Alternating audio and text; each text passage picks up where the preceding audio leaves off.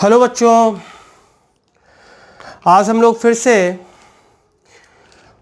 एक ऐसे सीरीज पे को कंटिन्यू कर रहे हैं जिससे क्वेश्चन पूछना तय है। हर साल जेईई मेंस में एक क्वेश्चन या दो क्वेश्चन उसके यूज से पूछा ही जाता है और वो टॉपिक है हमारा सिस्टम ऑफ इक्वेशन। क्या है? System of equation. System of equation. इस सिस्टम ऑफ इक्वेशन में जो हमें पढ़ना है वो टू इक्वेशन जब दिया रहेगा, टू इक्वेशन का सिस्टम, थ्री इक्वेशन का सिस्टम, उसका यूज कैसे होता है वेक्टर में या फिर इधर नंबर ऑफ सॉल्यूशन निकालने में, तो हम उसी का बात करेंगे। वेक्टर में भी कब कोप्लेनर होता है या डिपेंडेंट वेक्टर्स होता है, वो कैसे होता है, तो उसको भी हम इसके बाद हम समझ सकते हैं ठीक से। तो सबसे पहले हम लोग कुछ सिस्टम के बारे में इंट्रोडक्शन पढ़ेंगे, फिर दो इक्वेशन का सिस्टम, फिर तीन इक्वेशन का सिस्टम पढ़ेंगे। ठीक है, तो आइए बात करते हैं सिस्टम ऑफ इक्वेशन का। ये वर्ड सिस्टम का मतलब होता है कलेक्शन। सिस्टम का क्या मतलब? कलेक्शन। ठीक है, तो सिस्टम ऑफ इक्वेशन का मतलब क्या हो गया? Collection of equation. मतलब एक से ज्यादा इक्वेशन है। ठीक है, सिस्टम ऑफ इक्वेशन मतलब कलेक्शन ऑफ इक्वेशन। अब बहुत सारे टाइप का सिस्टम होता है, ऐसा नहीं है कि एक सिस्टम है, बहुत सारे टाइप का सिस्टम होता है। तो सबसे पहले हम लोग बात करें सिस्टम का सॉल्यूशन क्या होता है। Solution of system, solution of system. किसी सिस्टम का सॉल्यूशन का मतलब वेरिएबल का वो वैल्यू जो उस इक्वेशन सिस्टम में जितना भी इक्वेशन है हर एक इक्वेशन को सेटिस्फाई करे। The value of variables will satisfy all the equation of the system, all the equation of the system। System में जितना भी इक्वेशन है हर एक इक्वेशन को सेटिस्फाई करेगा, तो वेरिएबल का वो वैल्यू उस पूरे सिस्टम का सॉल्यूशन कहलाएगा। ठीक है, अब है सॉल्यूशन होता है दो तरह का। सॉल्यूशन कितने तरह का होता है? दो तरह का। एक है ट्राइवियल सॉल्यूशन, ट्राइवियल, और दूसरा है non trivial solution, non trivial solution. ठीक है, ट्राइवियल सॉल्यूशन क्या होता है? नॉन ट्राइवियल सॉल्यूशन किसको कहते हैं? जब हर एक वेरिएबल का वैल्यू जीरो के बराबर हो, जितना भी सिस्टम में जितना भी वेरिएबल्स है हर एक वेरिएबल्स का वैल्यू अगर जीरो के बराबर है तो वो सिस्टम कहलाए, वो सॉल्यूशन कहलाएगा trivial solution. If value of all variables are zero, जितना भी वेरिएबल्स है हर एक वेरिएबल का वैल्यू अगर जीरो के बराबर है तो हम ये कहेंगे कि वो जो सॉल्यूशन है वो ट्राइवियल सॉल्यूशन है। और अगर सॉल्यूशन ट्राइवियल ना हो, कम से कम अगर एक नॉन जीरो हो, तो वैसे सॉल्यूशन को हम क्या कहते हैं? Non trivial solution, which is not trivial, which is not trivial. वैसा सॉल्यूशन जो ट्राइवियल ना हो वैसे सॉल्यूशन को हम क्या कहते हैं? नॉन ट्राइवियल सॉल्यूशन कहते हैं। तो सॉल्यूशन क्या होता है सिस्टम का? सॉल्यूशन कितने तरह का होता है वो हमने बात किया। अब सॉल्यूशन के बेसिस पर सॉल्यूशन के बेसिस पर सिस्टम को दो तरीके से बांटा गया है। तो सिस्टम, ये रहा सिस्टम, ये सॉल्यूशन के बेसिस पर सिस्टम को दो तरीके से बांटा गया है। कौन कौन सा? एक कंसिस्टेंट सिस्टम, कंसिस्टेंट सिस्टम, और दूसरा होता है इनकंसिस्टेंट सिस्टम। एक है कंसिस्टेंट सिस्टम और दूसरा है इनकंसिस्टेंट सिस्टम। अब है कि कंसिस्टेंट सिस्टम किसको कहते हैं, इनकंसिस्टेंट क्या होता है? तो कंसिस्टेंट वो होता है, वैसा सिस्टम कंसिस्टेंट कहलाता है जिस सिस्टम का सॉल्यूशन एग्जिस्ट करे, हुज सॉल्यूशन एग्जिस्ट। वैसा सिस्टम जिसका सॉल्यूशन एग्जिस्ट करता है, वैसे सिस्टम को हम क्या कहते हैं? कंसिस्टेंट सिस्टम कहते हैं। और इनकंसिस्टेंट क्या होता है? जिसका सॉल्यूशन एग्जिस्ट ना करे, whose solution does not exist,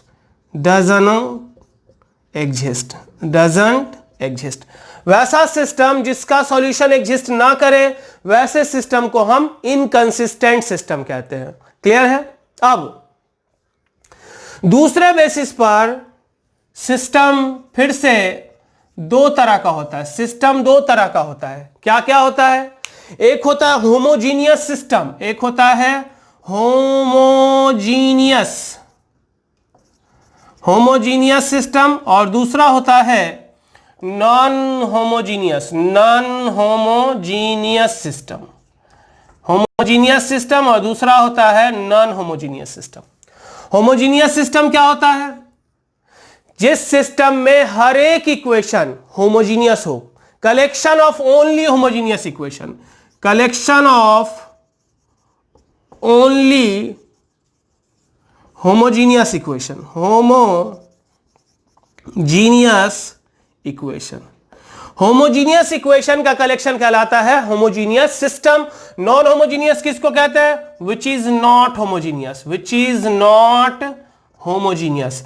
वैसा सिस्टम जो होमोजीनियस ना हो, वैसे सिस्टम को हम क्या कहते हैं? नॉन होमोजीनियस सिस्टम कहते हैं। ठीक है? अब है कि होमोजीनियस इक्वेशन किसको कहते हैं? ठीक है, होमोजीनियस इक्वेशन किसको कहा जाता है? क्या होता है होमोजीनियस इक्वेशन? तो अगर इक्वेशन में जितना भी टर्म है, हर एक टर्म का डिग्री सेम हो, इक्वेशन में जितना भी टर्म है, हर एक टर्म का डिग्री क्या हो? सेम हो। An equation in which degree of all terms are same, degree of all terms are same, वैसा इक्वेशन जिसमें हर एक टर्म्स का डिग्री सेम हो, वैसे इक्वेशन को डिग्री कहते हैं। अब है कि डिग्री किसको कहते हैं? सवाल ये कि डिग्री क्या होता है। तो डिग्री ऑफ ए टर्म का क्या मतलब? किसी टर्म का डिग्री क्या होता है? तो किसी टर्म में जितना भी वेरिएबल प्रेजेंट होता है, वेरिएबल के पावर का सम उस टर्म का डिग्री कहलाता है। Sum of power of variable present in that term, present in that term. ठीक है, तो हमने पढ़ा सिस्टम दो तरह का, होमोजीनियस सिस्टम और non homogeneous system. Homogeneous system वो होता है जिस इक्वेशन का हर एक इक्वेशन होमोजीनियस हो, और अगर ऐसा नहीं है तो वो सिस्टम कहलाता है नॉन होमोजीनियस। अब होमोजीनियस इक्वेशन किसको कहते हैं? वैसा इक्वेशन जिस इक्वेशन में हर एक टर्म्स का डिग्री सेम हो, वैसे इक्वेशन को होमोजीनियस कहते हैं। अब डिग्री क्या होता है? तो डिग्री किसी टर्म का मतलब उस टर्म में जितना भी वेरिएबल प्रेजेंट हो, उस वेरिएबल के पावर का सम उस टर्म का क्या कहलाता है? डिग्री कहलाता है। क्लियर है? उतारिए।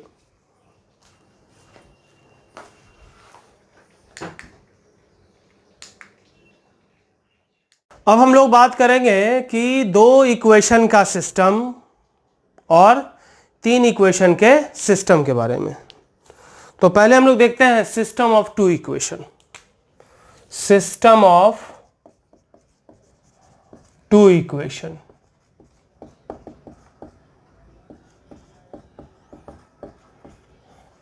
दो इक्वेशन का सिस्टम क्या होता है? तो दो इक्वेशन अपने पास है, एक है a1x plus b1y plus c1 बराबर कितना 0 है कि नहीं। दो इक्वेशन का सिस्टम है, सिस्टम ऑफ टू इक्वेशन, और ये अपने पास दो वेरिएबल है। दूसरा है a2x plus b2y plus c2 equal to कितना 0, ये दो इक्वेशन है। अब इसके अलावा अगर हम बात करें तो ax plus by plus c equal to 0 क्या होता है? ये होता क्या है? इक्वेशन ऑफ लाइन, है कि नहीं?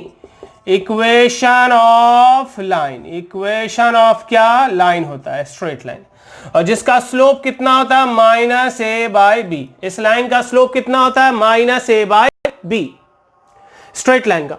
तो यहां भी दो वेरिएबल है, दो वेरिएबल में कितना इक्वेशन है अपने पास? दो इक्वेशन है ना।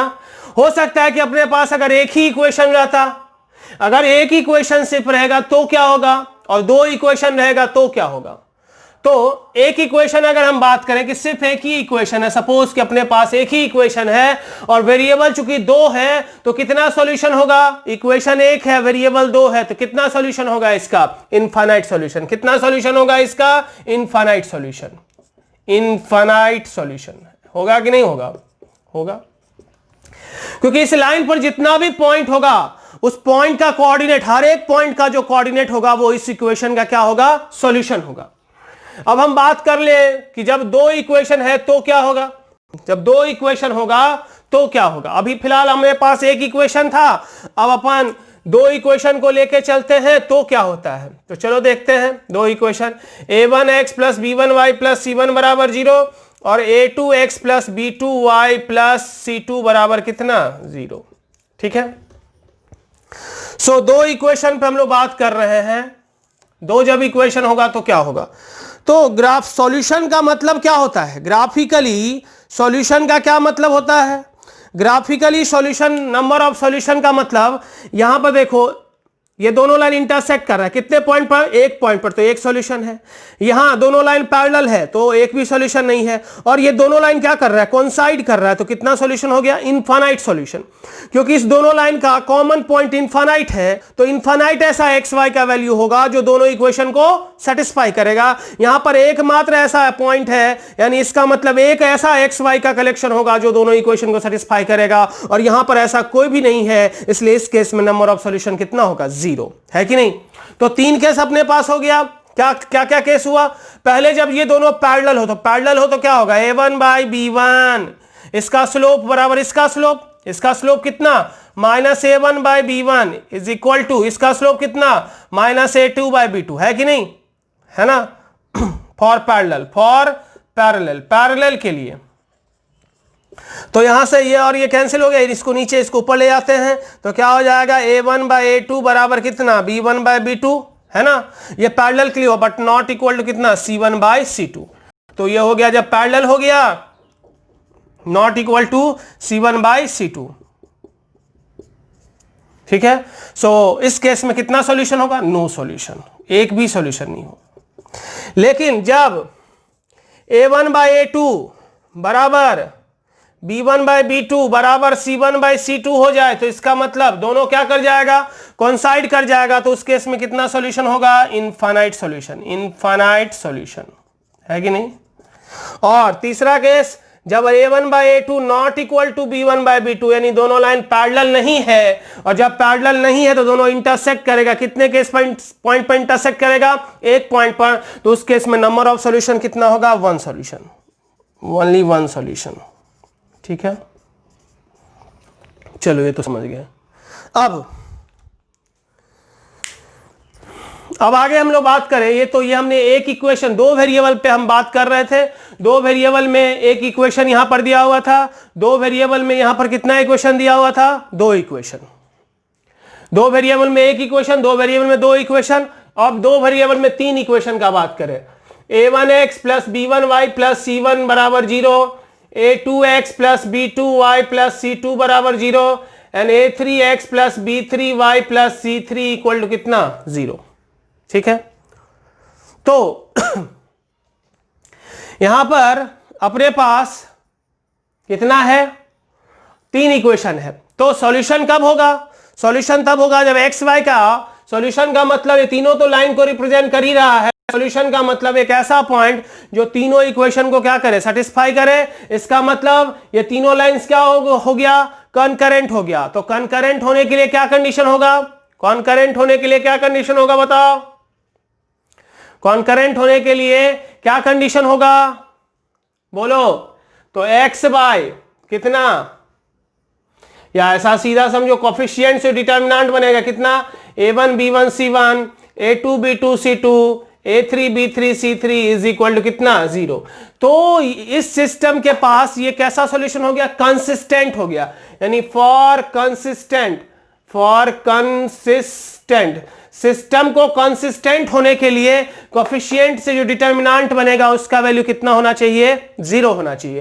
तो कहने का मतलब ये तीनों लाइन एक ही पॉइंट से पास करे तभी सॉल्यूशन एग्जिस्ट करेगा, मतलब तीनों लाइंस क्या हो, कॉन्करेंट हो। कंसिस्टेंट यहां कहने का मतलब क्या, ज्योमेट्रिकली ये तीनों लाइंस कॉन्करेंट होगा, और कॉन्करेंट होने का क्या कंडीशन होता है, यही कंडीशन होता है डिटर्मिनेंट इज इक्वल टू कितना 0। वैसे हम लोग क्रैमर्स रूल से भी ये कहेंगे कि ये कैसे 0 के बराबर होता है।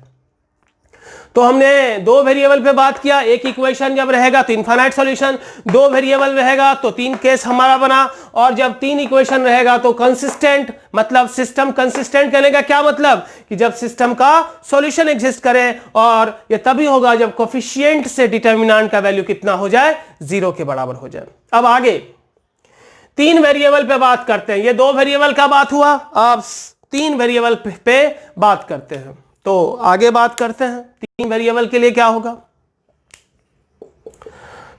पहला ax plus by plus cz plus d बराबर कितना 0, ax plus by plus cz plus d बराबर 0। वैसे जो 11th क्लास में बच्चे हैं उन्हें कोई खास जरूरत नहीं है, जो 12th क्लास के बच्चे हैं, किस क्लास के, 12th क्लास के जो बच्चे हैं उनको जरूरत है, जो 12 पास आउट है वो तो पढ़े होंगे, जो 12th में फिलहाल अभी वेक्टर 3D नहीं पढ़े 3D, तो उनको मैं बता दूं कि ये एक प्लेन का इक्वेशन होता है। किसका इक्वेशन है, प्लेन का, equation of plane, equation of plane, एक प्लेन का इक्वेशन होता है ये। और प्लेन का तो इक्वेशन है ही, जैसे ये प्लेन है, इस प्लेन पर ये क्या हो गया, यूनिट वेक्टर, नॉर्मल वेक्टर हो गया, नॉर्मल वेक्टर है। उस नॉर्मल वेक्टर का ये ए बी सी, ये ए आई प्लस इस, ये वैसे प्लेन का इक्वेशन है जहां जिस प्लेन पर नॉर्मल वेक्टर लिया जा सकता है A I plus B J plus C K, A I plus B J plus C K, A I plus B J plus C K, where A I plus B J cap plus C K cap B is a vector perpendicular to plane, perpendicular to क्या plane, जहां पर A B C क्या है, उस plane पर जो एक perpendicular vector होगा वो परपेंडिकुलर वेक्टर को रिप्रेजेंट करता है। ठीक है, अब अपने पास 3 प्लेन लेते हैं, a1x plus b1y plus c1z plus d1 बराबर कितना 0, और a2x plus b2y plus c2z plus d2 बराबर कितना 0। ठीक है, तो यहां भी अगर 2 ही प्लेन लेते हैं, 2 प्लेन अगर लेते हैं, या पहले 3 प्लेन लिख लो, a3x plus b3y plus c3z plus d3 बराबर कितना 0। ठीक है, यहां पर अगर कोई भी 2 प्लेन अगर पैरेलल है, 2 प्लेन क्या है, पैरेलल है, 2 प्लेन पैरेलल है, मतलब even if a1 by a2 बराबर b1 बाई b2 बराबर c1 by c2 not equal to d1 by d2, सिर्फ पैरेलल है। कॉन्साइड जब करेगा तो क्या होगा, जब कोई भी 2, या तो पहला दूसरा, या तो पहला दूसरा, या दूसरा तीसरा, या पहला तीसरा, इसमें से कोई अगर 2 पैरेलल होगा और तीसरा ना हो तो हमारे पास कितना इक्वेशन हो जाएगा, 2। तो 2 के केस में वेरिएबल 3 है और इक्वेशन 2, तो कितना सॉल्यूशन हो जाएगा, इनफाइनाइट सॉल्यूशन। कितना सॉल्यूशन हो जाएगा, इनफाइनाइट सॉल्यूशन। ठीक है, और जब कोइंसाइड कर जाएगा, क्या कर जाएगा, जब कॉन्साइड कर जाएगा। कॉन्साइड करने का क्या मतलब, A1/A2 बराबर, ये यहां पर अगर पैरेलल है तो नो सॉल्यूशन, पैरेलल है तो क्या होगा, नो सॉल्यूशन। और जब कॉन्साइड कर जाएगा A1/A2 बराबर कितना, B1/B2 बराबर C1/C2 बराबर D1 कितना, D2। कॉन्साइड जब कर जाएगा ऐसा सिचुएशन, तो उस केस में कितना सॉल्यूशन हो जाएगा, इनफाइनाइट सॉल्यूशन। क्योंकि उस केस में दो इक्वेशन कॉन्साइड कर जाएगा तो तीन इक्वेशन कन्वर्ट हो जाएगा कितना में, दो इक्वेशन में। अब अपने पास तीन वेरिएबल है और दो इक्वेशन है, तो कितना सॉल्यूशन देगा, इनफाइनाइट सॉल्यूशन देगा। कितना सॉल्यूशन देगा, इनफाइनाइट। तो ये हम तब बात कर रहे हैं जब पैरेलल है, कोई दो लाइन पैरेलल है और ये क्या है, कॉन्साइड कर रहा है। फॉर कॉन्साइड, कॉन्साइड अगर कर गया, और ये फिर क्या हो गया, फॉर पैरेलल, पैरेलल के लिए, for parallel any two planes, any two planes, दो प्लेन, कोई भी दो प्लेन्स अगर पैरेलल है तो उस सिचुएशन में क्या होगा, और कोई भी दो प्लेन जब परपेंडिकुलर है, सॉरी कॉन्साइड कर रहा है, तो उस सिचुएशन में क्या होगा। ठीक है, तो अभी हम लोग बात क्या किए, जब तीन लाइंस दिया हुआ, तीन प्लेन दिया हुआ है, तो तीन प्लेन का सिस्टम जिसमें अगर कोई दो प्लेन पैरेलल है तो उस केस में सिर्फ पैरेलल है, पैरेलल है तो कोफिशिएंट का रेशियो सेम है, लेकिन कांस्टेंट टर्म के रेशियो के बराबर नहीं है। तो इसका मतलब दो प्लेन पैरेलल है, और जब ऐसा पैरेलल है तो दोनों प्लेन का कोई भी पॉइंट कॉमन नहीं होगा, इस केस में कोई भी सॉल्यूशन नहीं होगा।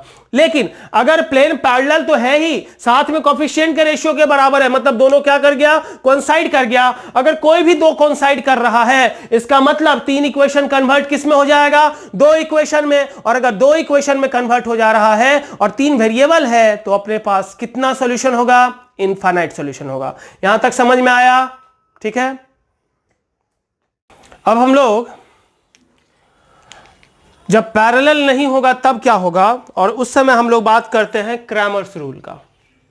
ठीक है, so for non parallel, non parallel तो क्या होता है, A1x plus B1y plus C1z plus D1 equal to 0 या इक्वल टू D1। फिर A2x plus B2y plus C2z equal to D2। A3x plus B3y plus C3z equal to कितना, D3। अब यहां पर कोफिशिएंट मैट्रिक्स डिटर्मिनेंट क्या है, coefficient से determinant बना जिसका नाम हुआ डेल्टा। क्या हुआ, delta. Delta is equal to determinant of A1 B1 C1, A2 B2 C2 and A3 B3 C3।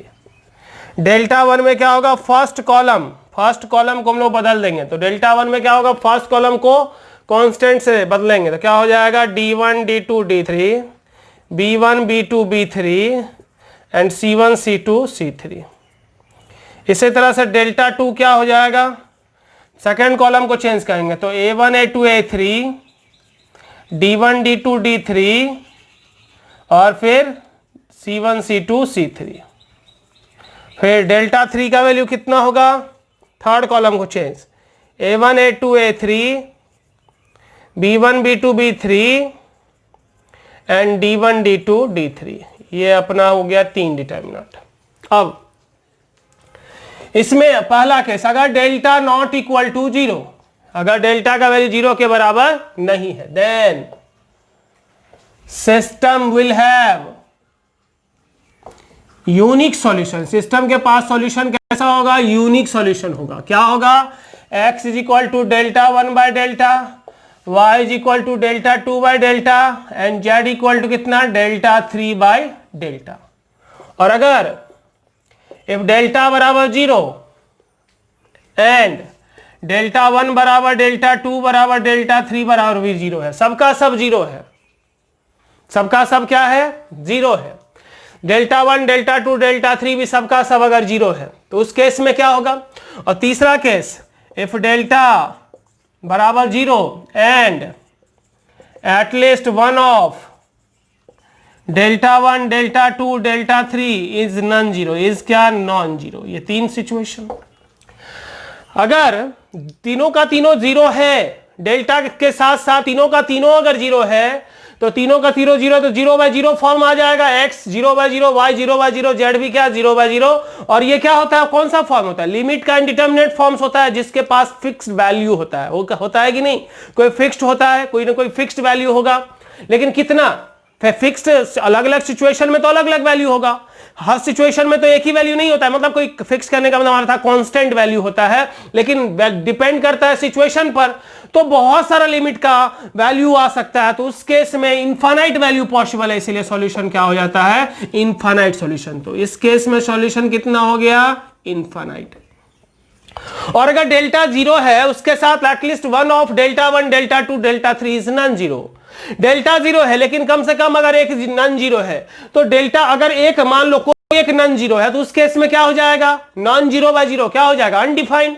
अगर दोनों सब 0 होता तो 0/0 लिमिटिंग फॉर्म आता, तो उस केस में कुछ ना कुछ वैल्यू आता। लेकिन अगर डेल्टा 0 के साथ साथ इस तीन में से कम अगर एक नॉन जीरो है, तो नॉन 0/0 क्या हो जाएगा, अनडिफाइंड, मीनिंगलेस। तो उस केस में कोई भी सॉल्यूशन एग्जिस्ट नहीं करेगा।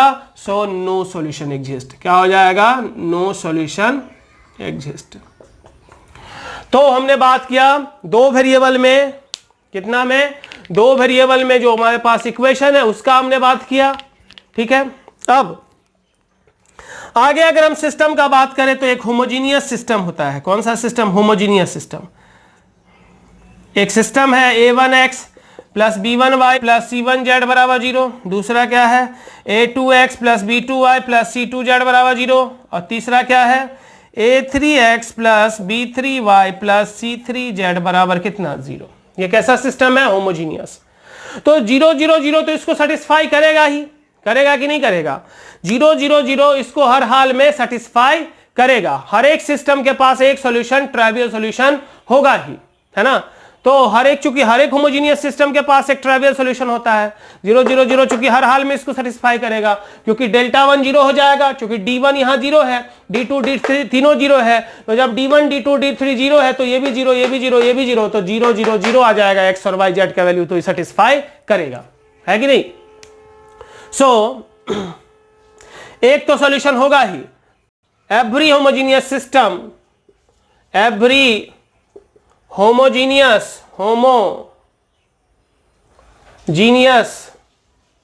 सिस्टम हैज कैसा solution, a trivial solution, a trivial solution.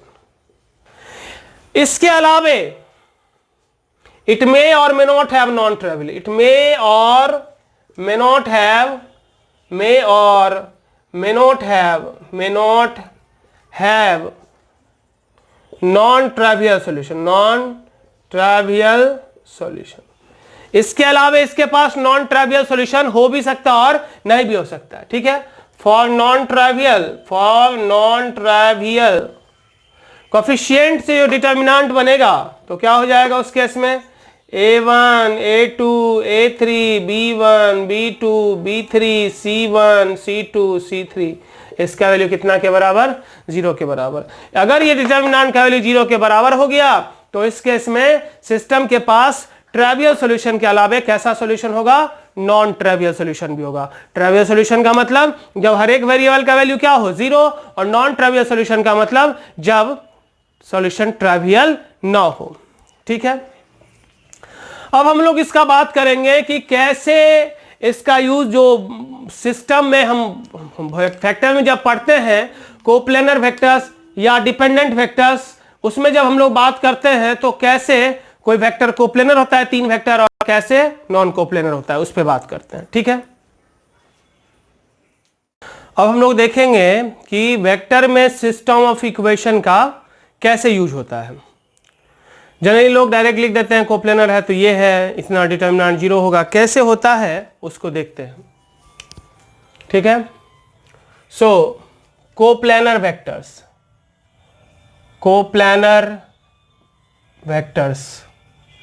क्या होता है, vectors lying in the same plane. Same plane में जब होता है तो उसको कोप्लेनर कहते हैं, कि नहीं। Vectors lying in the same plane, ये तो हो गया कोप्लेनर किसको कहते हैं। दूसरा है कि कोई भी 3 वेक्टर कोप्लेनर कब होता है। कोई 3 वेक्टर कोप्लेनर तब होता है जब उसमें से कोई एक वेक्टर को बाकी के 2 वेक्टर के लीनियर कॉम्बिनेशन के रूप में लिखा जा सके। Any 3 vectors will be coplanar. Vector A, vector B and vector C will be coplanar if any one of them can be expressed as the linear combination of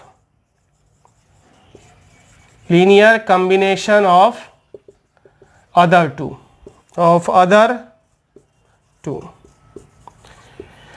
मतलब कोई 3 vector coplanar तब होता है जब उसमें से किसी एक वेक्टर को बाकी 2 वेक्टर के लीनियर कॉम्बिनेशन के रूप में लिखा जा सके। अब देखो, मान लो let vector A, vector B, vector A equal to दिया हुआ है a1i plus a2j plus a3k। Vector B is equal to है b1i plus b2j plus b3k और vector c is equal to है c1i cap plus c2j cap plus c3k cap. ये 3 vector है। अब ये 3 वेक्टर कोप्लेनर कब होगा? For coplanar होने के लिए क्या हमने पढ़ा? कोई भी एक वेक्टर बाकी 2 वेक्टर का लीनियर कॉम्बिनेशन हो। मतलब vector a is equal to x into vector b plus y into vector c और vector b is equal to x into vector a plus y into vector c और vector c is equal to x into vector a plus y into vector b where x, y belongs to r। मतलब x और y के real value के लिए अगर किसी एक vector को बाकी 2 वेक्टर के लीनियर कॉम्बिनेशन के रूप में लिखा जा सके तो ही हम कहेंगे कि वो तीनों वेक्टर क्या है? कोप्लेनर है। तो अभी देखते हैं, मतलब यहां पर x और y क्या होना चाहिए? रियल होना चाहिए, ऐसा रियल एग्जिस्ट करना चाहिए। तो हम लोग देखते हैं क्या होता है फॉर कोप्लेनर क्या होगा। पहला का यूज करते हैं। So a1i plus a2j plus a3k vector a is equal to x into vector b b1i plus b2j plus b3k plus y into vector c c1i plus c2j plus c3k। अब equate कर दो vector के coefficient को दोनों side, तो क्या होगा? इधर में a1 है, इधर में क्या है? b1x plus c1y। So b1x plus c1y is equal to a1, b2x plus c2y is equal to a2 and b3x plus c3y is equal to कितना? a3। और जहां पर x और y क्या होना चाहिए? रियल होना चाहिए। मतलब ऐसा कोई रियल एग्जिस्ट करे जिसके लिए ये सिस्टम एग्जिस्ट कंसिस्टेंट हो। मतलब ये सिस्टम एग्जिस्ट भी करना चाहिए और एक्स वाई रियल होना चाहिए। इसका क्या मतलब? ये सिस्टम का सॉल्यूशन एग्जिस्ट करना चाहिए, मतलब ये सिस्टम कंसिस्टेंट होना चाहिए। सो फॉर कोप्लेनर होने के लिए system must be consistent, system must be कैसा? कंसिस्टेंट। और हमने पढ़ा है कंसिस्टेंट होने के लिए क्या सॉल्यूशन कंडीशन होता है? कोफिशिएंट से determinant b1 c1 a1 b2 c2 a2 b3 c3 a3 बराबर कितना? 0। और अगर हम इसको कॉलम आपस में इंटरचेंज करें तो क्या हो जाएगा? a1 a2 a3 b1 b2 b3 c1 c2 c3 equal to 0। या फिर हम रो में अगर लिखें तो कोई चेंज नहीं होगा। a1 a2 a3 b1 b2 b3 c1 c2 c3 equal to कितना? 0। यानी ये 3 वेक्टर कोप्लेनर तब होगा जब उसके कोफिशिएंट से कंपोनेंट से जो डिटर्मिनेंट बनेगा उस डिटर्मिनेंट का वैल्यू अगर 0 के बराबर है तो 3 वेक्टर कैसा होगा? कोप्लेनर होगा। ठीक है। अब हम लोग इसके बाद बात करेंगे कि डिपेंडेंट कब होगा और इंडिपेंडेंट कब होगा, उस पे हम लोग बात करते हैं। तो देखते हैं डिपेंडेंट क्या होता है। तो चलो आगे देखते हैं डिपेंडेंट क्या होता है। Dependent and independent vector. Independent वैसे सिलेबस में नहीं है लेकिन कोप्लेनर हमारे सिलेबस में है और इस पर हमेशा प्लेन से रिलेटेड जब बात होता है तो इसका यूज होता है। वेक्टर में 3D में, वेक्टर में, बहुत जगह इसका यूज होता है। डिपेंडेंट जेईई मेंस के सिलेबस में नहीं है, इसलिए वहां पर कम चांस है पूछेगा। जेईई मेंस में पूछेगा भी तो एडवांस में पूछेगा। तीन वेक्टर डिपेंडेंट कब होता है? अगर मान लिया जाए if vector A, vector B and vector C are vectors then XA plus YB plus ZC, this is called linear combination of vector, कौन कौन सा? of vectors vector A, vector B and vector C. ये linear combination हो गया, ठीक है। अब XA plus YB plus ZC equal to 0 implies, यानी ये 0 तभी होगा अगर x equal to y equal to z equal to 0 हो। अगर सबका सब 0 हो जाए, ये 0 तभी, ये इसके 0 होने से अगर ये सब 0 हो, या फिर ये 0 तभी होगा जब तीनों का तीनों स्केलर क्या हो? 0 हो। देन इसका मतलब कोई दूसरे पर डिपेंड नहीं कर रहा है, तो then vectors will be independent. Vectors will be क्या? Will be independent otherwise called dependent। Otherwise हम उसको क्या कहते हैं? डिपेंडेंट कहते हैं।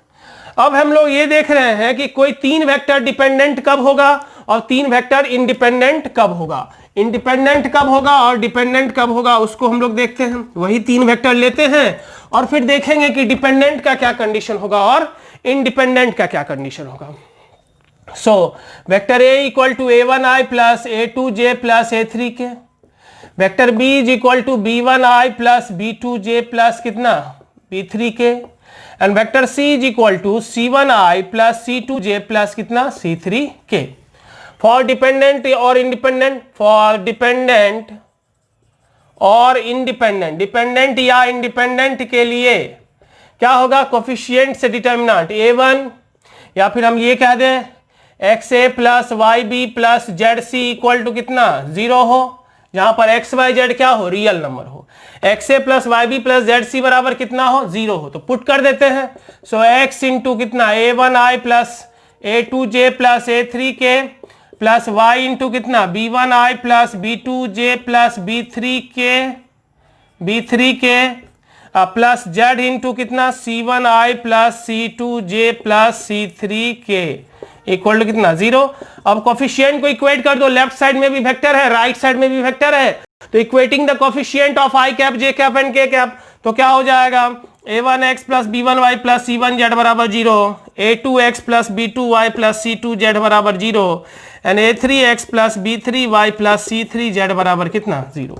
अब अगर यहां से सबका सब वेरिएबल अगर 0 हो जाए तो क्या कहलाएगा? इंडिपेंडेंट, है कि नहीं? अगर ये कंडीशन अगर आएगा, सबका सब वेरिएबल 0 हो जाए, मतलब इस सिस्टम का सॉल्यूशन कैसा हो? ट्राइवियल। अगर इसका ट्राइवियल सॉल्यूशन होगा तो वेक्टर क्या होगा? इंडिपेंडेंट। तो ये सिचुएशन होगा और ऐसे में वेक्टर क्या कहलाएगा? इंडिपेंडेंट। लेकिन अगर इसका नॉन ट्राइवियल सॉल्यूशन हो जाए तो इस केस में वेक्टर क्या हो जाएगा? Dependent. So for dependent system will have कैसा solution? will have non-trivial solution। और नॉन ट्रिवियल सॉल्यूशन होने के लिए क्या होता है? कंडीशन बताओ।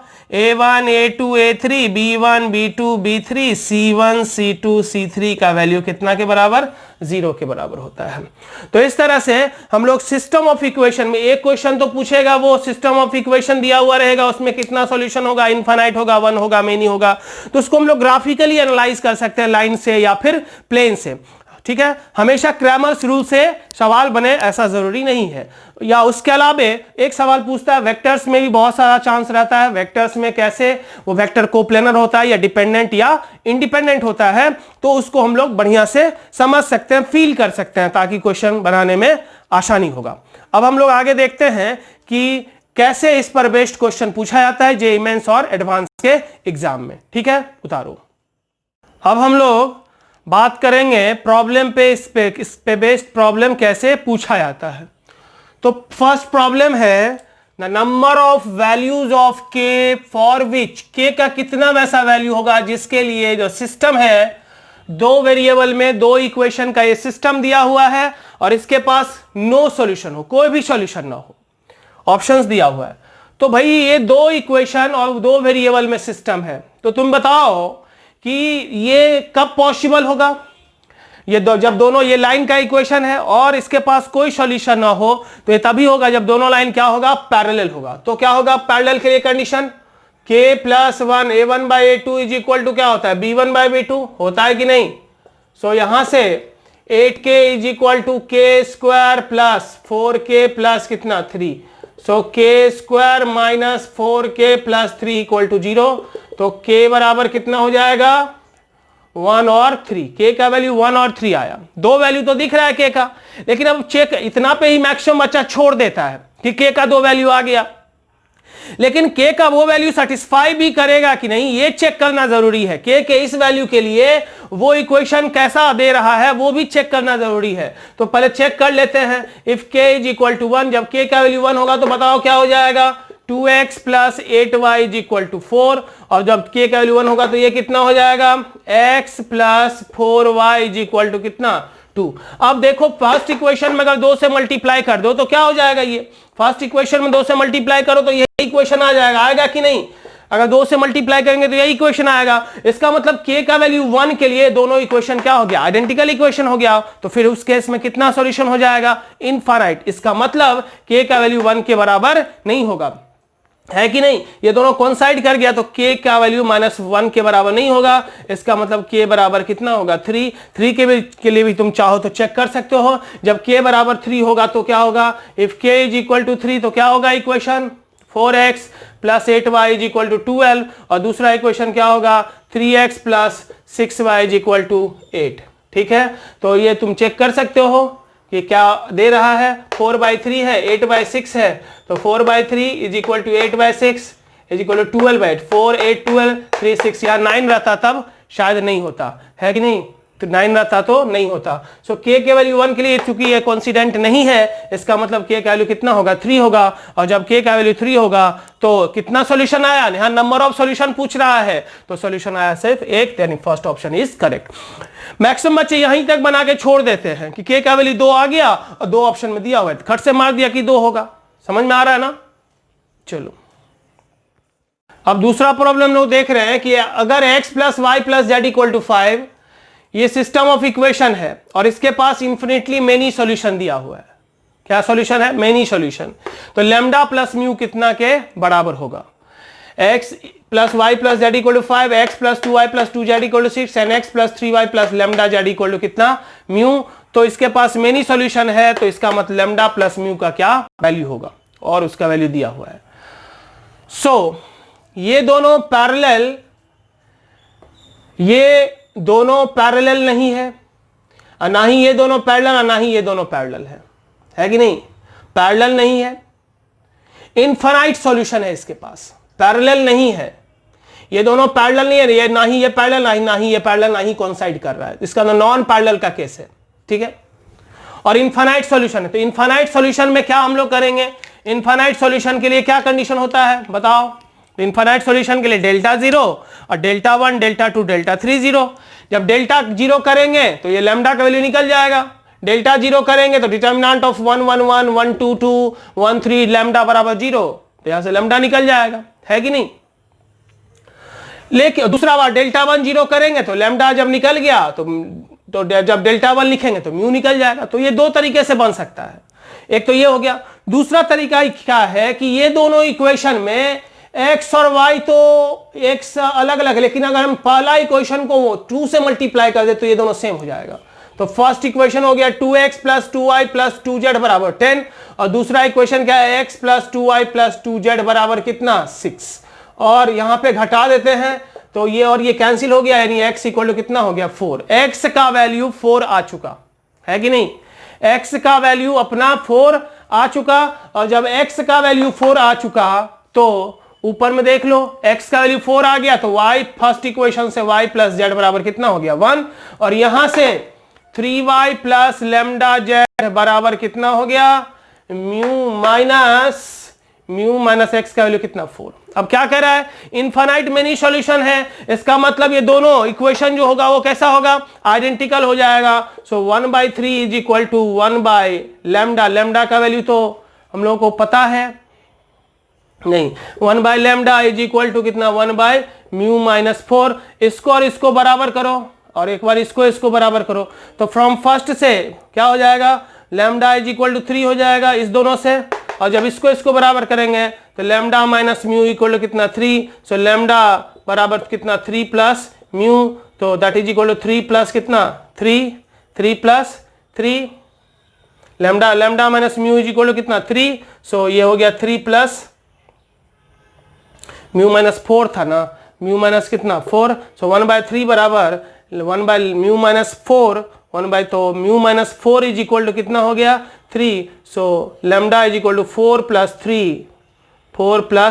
3 इज इक्वल टू कितना 7। तो लैम्डा प्लस म्यू कहाँ चला गया भाई, प्रॉब्लम में हम लोग कहीं पे मिस कर दिए, म्यू दिया हुआ था, हाँ ये तो म्यू है, फर्स्ट इक्वेशन से लैम्डा आया, सेकंड इक्वेशन में क्या आया, म्यू न है। सो म्यू माइनस 4, यहाँ से म्यू का वैल्यू कितना हो गया 7, तो लैम्डा प्लस म्यू बराबर कितना हो गया 10।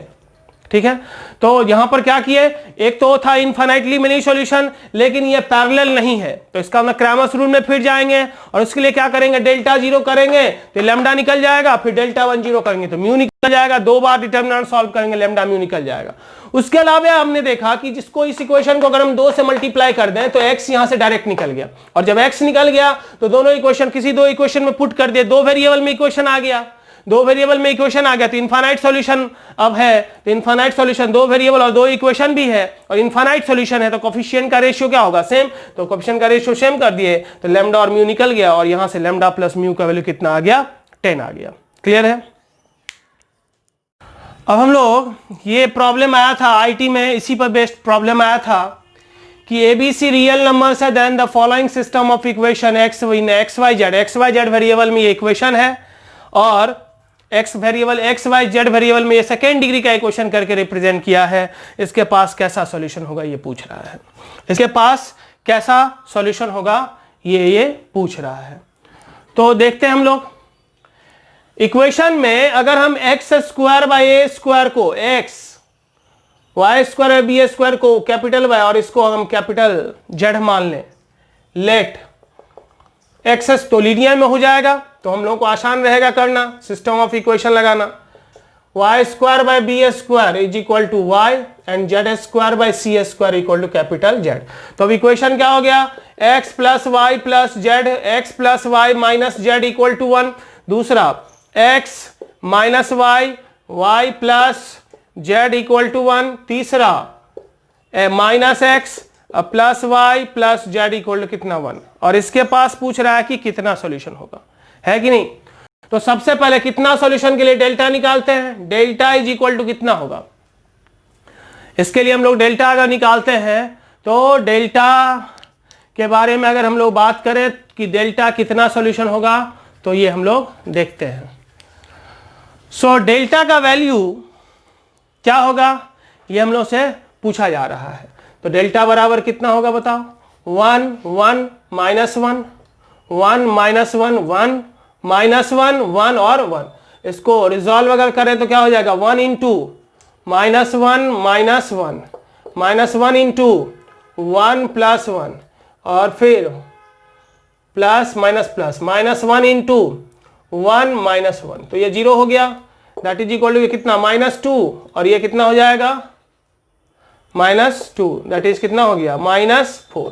ये डेल्टा का वैल्यू आ गया, है कि नहीं। अभी डेल्टा 1 का वैल्यू कितना आएगा, डेल्टा 1 का वैल्यू कितना आएगा वो देखते हैं। तो डेल्टा 1 का वैल्यू कितना आएगा, सो डेल्टा 1 के जगह में के केस में पहला कॉलम क्या हो जाएगा 1 1 1, दूसरा कितना 1 माइनस 1 1, तीसरा -1 1 और 1, तो ये डेल्टा 1 निकालते हैं, तो डेल्टा 1 कितना हो जाएगा 1 into -1 minus 1 minus 1 into 1 minus 1 और -1 इंटू 1 प्लस 1, ये तो 0 हो गया, ये कितना हो गया -2 और ये कितना हो गया -2, दैट इज इक्वल टू कितना -4, है ना। फिर इसी तरह से डेल्टा 2 निकालेंगे तो डेल्टा 2 का वैल्यू कितना होगा, तो फर्स्ट कॉलम तो वही रहेगा 1 1 माइनस 1, फिर डेल्टा 2 में सेकेंड कॉलम क्या होगा 1 1 1, थर्ड कॉलम क्या होगा -1 1 और 1। ठीक है, इस तरह से डेल्टा 2 निकाल लेंगे और फिर निकाल लेंगे हम लोग कितना डेल्टा 3 का वैल्यू। तो x बराबर कितना हो जाएगा, कैपिटल x बराबर कितना होगा डेल्टा 1 बाय कितना डेल्टा, सो डेल्टा 1 कितना के बराबर है -4 के बराबर है कि नहीं, -4 by -4 equal to 1, so x square by a square equal to 1, तो एक्स स्क्वायर बराबर कितना हो गया ए स्क्वायर, सो एक्स बराबर कितना हो गया प्लस माइनस ए। सिमिलरली यहां से डेल्टा 2 डेल्टा 3 निकालने के बाद y भी निकलेगा, तो डेल्टा 2 का भी वैल्यू वही आएगा, डेल्टा 3 का भी वैल्यू निकाल के देख लो वही आएगा। सो यहां से y का वैल्यू आ जाएगा plus minus b and z का वैल्यू कितना आएगा प्लस माइनस c। तो सॉल्यूशन मतलब x y z का वैल्यू तो बहुत सारा है, इनफाइनाइट है, क्योंकि एबीसी तो रियल नंबर है, इनफाइनाइट बहुत सारा सॉल्यूशन है, लेकिन क्योंकि वो रियल नंबर है तो answer is finitely many solution. Finitely कैसा सॉल्यूशन, मेनी सॉल्यूशन, मतलब नंबर ऑफ सॉल्यूशन फाइनाइट होगा, क्योंकि एबीसी क्या है रियल नंबर्स है, तो नंबर ऑफ सॉल्यूशन क्या होगा फाइनाइट, लेकिन टोटल नंबर ऑफ सॉल्यूशन होगा कितना बहुत सारा, सॉल्यूशन जो होगा वो बहुत सारा होगा परंतु फाइनाइट होगा। क्लियर है। अब पूरा सिस्टम ऑफ इक्वेशन के बारे में हमने पढ़ा, जिसमें हमने थ्योरी पढ़ा, दो इक्वेशन का 2 वेरिएबल में, 3 इक्वेशन का हमने पढ़ा, उसका किस तरह से यूज वेक्टर में यूज होता है कोप्लेनर और डिपेंडेंट वेक्टर्स में, उसके बारे में हमने पढ़ा, साथ साथ हमने क्वेश्चन भी बनाया। अब आप लोग थ्योरी को बढ़िया से पढ़िए और उसके बाद जो भी क्वेश्चन पूछा हुआ हो या तो मेंस में या एडवांस में उसको आप बनाइए, आप श्योरली बना सकते हैं, और इससे एक क्वेश्चन तो हर हाल में आएगा और हो सकता है कि 2 क्वेश्चन भी आए। अगर अच्छा लगा हो तो आप लोग उसको आगे फॉरवर्ड कीजिए ताकि बाकी बच्चों को भी इसका फायदा हो सके। ठीक है, थैंक यू।